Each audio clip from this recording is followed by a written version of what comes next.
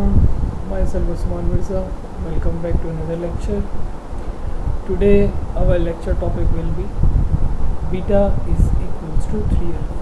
तो last lecture हम recall कर लेते हैं, हमने बीटा और अल्फा के बारे में क्या पढ़ा था. Beta is a coefficient of volumetric expansion and alpha is a coefficient of linear thermal expansion. इस तरह से सवाल भी पेपर में आ सकता है और इस तरह से सवाल भी पेपर में आता है. ठीक, इसकी डेरिवेशन को प्रोसीड करते हैं और देखते हैं इसकी डेरिवेशन किस तरह से होगी. तो पहले से आपने इसको आइडेंटिफाई कर लेना है कि ये हमने इसके अजम्पशन क्या क्या लेना है. तो as we discuss in previous lecture के हमारे पास ये जो वॉल्यूम है इसको हमने V1 कंसिडर कर लेना है और आफ्टर हीटिंग जो वॉल्यूम होगा वो V2.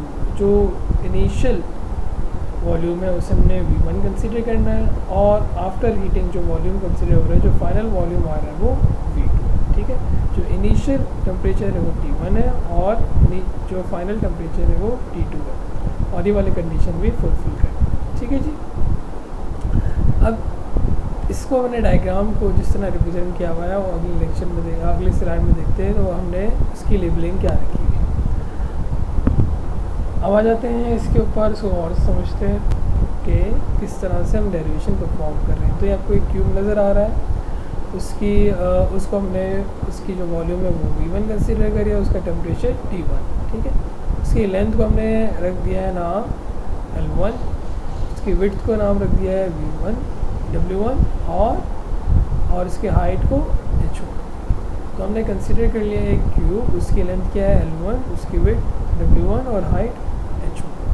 हमको पता है इनिशियल वॉल्यूम को मैं आपको पहले बताया था कि उसको हमने किस तरह रिप्रेजेंट करना है V1 से. तो हम वॉल्यूम किस तरह कैलकुलेट कर सकते हैं, length into breadth into height. तो इस तरह हमने ये फॉर्मूला अप्लाई कर दिया. ठीक है, क्योंकि हमने क्यूब कंसिडर कर लिया है तो इसकी तीनों साइड्स क्या होंगी, इक्वल होंगी और ये भी कह सकते हैं कि ये यूनिफॉर्मली एक्सपेंड हुए होंगी. मतलब जितना एक्सपेंड लेंथ हो रहा होगा उतना ही विड्थ भी हो रही होगी और उतना ही हाइट होगी. ठीक है, तो एक जैसे एक्सपेंशन हो रही होगी.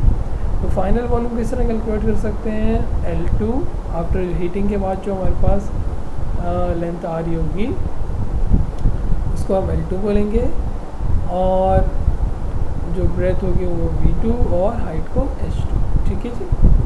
फिर हमने ये लास्ट लेक्चर के अंदर लीनियर थर्मल एक्सपेंशन के बारे में पढ़ा था कि हम L2 जो फाइनल लेंथ है उसको रिप्रेजेंट कर सकते हैं L1 1 plus alpha delta T. ठीक है, ये चीज़ आपने याद रखनी है. ये कहाँ से आ रही है, लीनियर थर्मल एक्सपेंशन को हम पढ़ कर आ चुके हैं लास्ट टॉपिक. उसके अंदर हमारे पास ये L2 का फॉर्मूला था, फाइनल लेंथ कैलकुलेट करने का फॉर्मूला था L1 1 plus alpha delta T. यहाँ पर अल्फा किसको रिप्रेजेंट कर रहा है, coefficient of linear thermal expansion, और डेल्टा T किसको रिप्रेजेंट कर रहा है, T2 माइनस T1.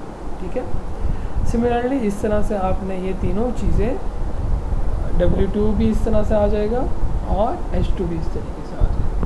जब आप इन तीनों वैल्यूज़ को L2 W2 और H2 की वैल्यूज़ को यहाँ पर सब्स्टिट्यूट करवाओगे तो आपके पास कुछ इस तरीके से एक्सप्रेशन जनरेट हो जाएगा. ठीक है जी. इसके बाद आपको ये नज़र आएगा V2 किसके बराबर है, V2 ये जो V2 है उसकी जगह L2 की जगह हमने क्या पुट कर दिया, ये वाली वैल्यू, W2 की जगह पे ये वाली वैल्यू और H2 की जगह पे ये वाली वैल्यू. ठीक है जी.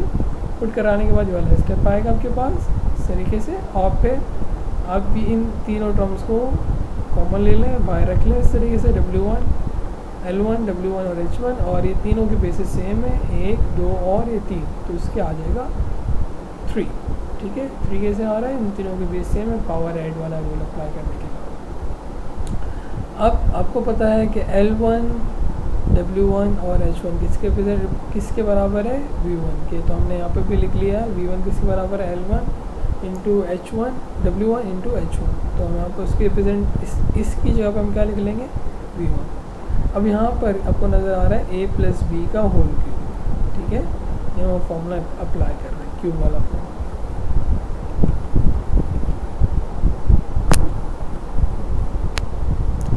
अभी हमने क्यूब वाला फार्मूला अप्लाई कर दिया है. तो फॉर्मूले क्या होता है इसका फार्मूला, A प्लस बी का whole cube is equals to A cube plus B cube plus 3A square B plus 3AB square. इसमें A किसको रिप्रेजेंट कर रहा है, प्रीवियस स्लाइड के अंदर 1 को, और B किसको रिप्रेजेंट कर रहा है, अल्फा डेल्टा T. ठीक है, अब आपने सब्स्टिट्यूट करवाने इधर इस वाली इक्वेशन के अंदर वैल्यूज़ जो मैंने सब्स्टिट्यूट करवा दी है। इस तरीके से देखिए 1 का क्यूब हो गया प्लस अल्फा डेल्टा टी का क्यूब प्लस 3 फॉर्मूले का, एक ही जगह पर आपने 1 लिखना है, उसको square alpha delta T plus 3 alpha delta T का स्क्वायर। अब इसको और सिंप्लीफाई करेंगे तो ये टर्म आ जाएगी आपके पास। फिर आपने देखना है कि अल्फ़ा की वैल्यू बहुत स्मॉल होती है, मतलब नेगेटिव वैल्यू होती है, 10 की पावर -5 -6 होती है। अगर मैं उसका स्क्वायर करूँगा तो 10 की पावर -12 हो जाएगी। 10 की पावर -12 का मतलब समझ रहे हैं कि सिग्निफिकेंट नंबर से पहले 10 ज़ीरोज़ या 12 ज़ीरोज़, तो इसका मतलब कि बहुत स्मॉल वैल्यूज़ है, तो वो बहुत छोटी वैल्यू होगी, उसको हम क्या कर लेंगे, निगलेक्ट कर लेंगे, उसके हायर पावर को निगलेक्ट कर लेंगे, वापस ये वाली टर्म कट जाएगी, ये वाली टर्म कट गई और ये वाली टर्म कट गई, तो क्या क्या बच गया 1 प्लस 3 अल्फा डेल्टा जी, वो हमने यहाँ पर लिख लिया, ठीक है। और ये आ रहा है V2, जो पर मेरी उंगली नज़र आ रही है V2 ये रहा, V2 यहाँ पे भी चल रहा था, ठीक है, V2 ये आ रहा है 1 = V1 1 plus alpha delta T, ठीक है जी।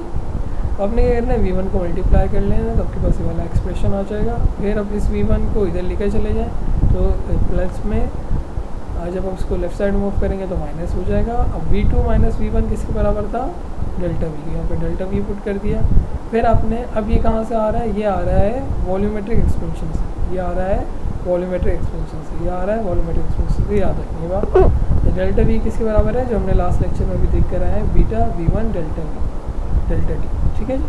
तो अब इस डेल्टा V की जब हमने क्या पुट करना है, बीटा V1 डेल्टा टी, ठीक है। जैसे आपने सब्स्टिट्यूट करवाया, इधर सब्स्टिट्यूट करवा दिए, तो आपके पास कैंसिलेशन हो जाएगी इसकी राइट साइड से, V1 से कैंसिल हो गया, इसे हमने यहाँ से काट दिया, रिलेटिव कैंसिल हो गया, हमारे पास फाइनल एक्सप्रेशन आ गया बीटा = 3 × अल्फ़ा, और इसको हम रिप्रेजेंट कर सकते हैं अल्फ़ा के लिए